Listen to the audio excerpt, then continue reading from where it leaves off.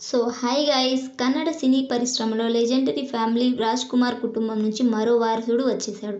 ఇప్పటికే శివరాజ్ కుమార్, పునీత్ రాజ్ కుమార్ సూపర్ స్టార్స్గా ఆ కుటుంబం నుంచి ఎదిగిన సంగతి తెలిసిందే. స్వర్గీయ రాజ్ కుమార్ కొడుకు నటుడు రాఘవేంద్ర రాజ్ కుమార్ వారసుడిగా యువరాజ్ కుమార్ కన్నడ పరిశ్రమలోకి వివా అనే చిత్రంతో ప్రేక్షకుల ముందుకు వచ్చారు. ఈ సినిమా రిలీజ్కు ముందు భారీ బజ్ క్రియేట్ చేసింది.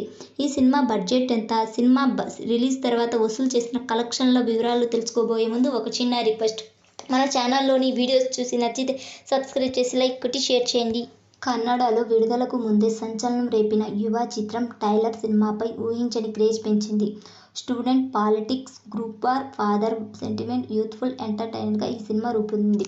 ఈ చిత్రంలో కాంతారా ఫేమ్ సప్తమి గౌడ హీరోయిన్గా నటించింది. ఇక ప్రమోషన్ కార్యక్రమాలను ఊపందుకోవడంలో భారీగా అడ్వాన్స్ బుకింగ్ నమోదైంది. ఈ చిత్రం రిలీజ్ తర్వాత విమర్శలు, ప్రశంసలు అందుకుంటుంది. యువరాజ్ కుమార్ యాక్టింగ్, యాక్షన్ పర్ఫార్మెన్స్కు అన్ని వర్గాల ప్రేక్షకులు నీరాజనం పడుతున్నారు. ఈ సినిమా భారీ విజయం వైపు దూసుకెళ్లే సూచనలు కనిపిస్తున్నాయి. పాజిటివ్ టాక్తో ఈ చిత్రం మంచి ఆక్యుపెన్స్ను నమోదు చేసింది. కాలేజ్, యూత్ పాలిటిక్స్ బ్యాక్డ్రాప్తో రూపొందిన యువ చిత్రాన్ని రిచ్గా తెరకెక్కించారు. ఖర్చు కోసం రాజీ పడకుండా సినిమాను భారీగానే నిర్మించారు.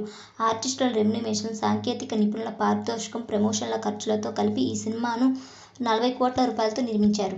ఈ సినిమా టీజర్ రిలీజ్ నుంచి విడుదల వరకు వచ్చిన ప్రమోషనల్ కంటెంట్ సౌత్ ఇండస్ట్రీలో పాజిటివ్ టాక్ పెంచింది. దాంతో ఈ సినిమాను దక్షిణాదిలోని అన్ని రాష్ట్రాల్లోనూ, అలాగే ఇండియాలోని ప్రధాన నగరాల్లో, ఓవర్సీస్లో భారీగా రిలీజ్ చేశారు. ఈ సినిమాను ప్రపంచవ్యాప్తంగా 2000 స్క్రీన్లలో రిలీజ్ చేశారు.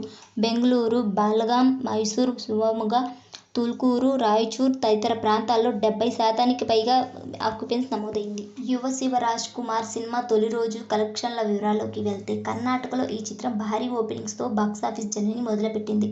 ఈ చిత్రం ఫస్ట్ డే 4 కోట్ల రూపాయల గ్రాస్ వసూళ్లను రాబట్టే అవకాశం ఉంది. ఈ చిత్రం ప్రపంచవ్యాప్తంగా 6 కోట్ల రూపాయల వసూళ్లను నమోదు చేసే అవకాశం ఉందని ట్రేడ్ వర్గాలు వెల్లడించాయి.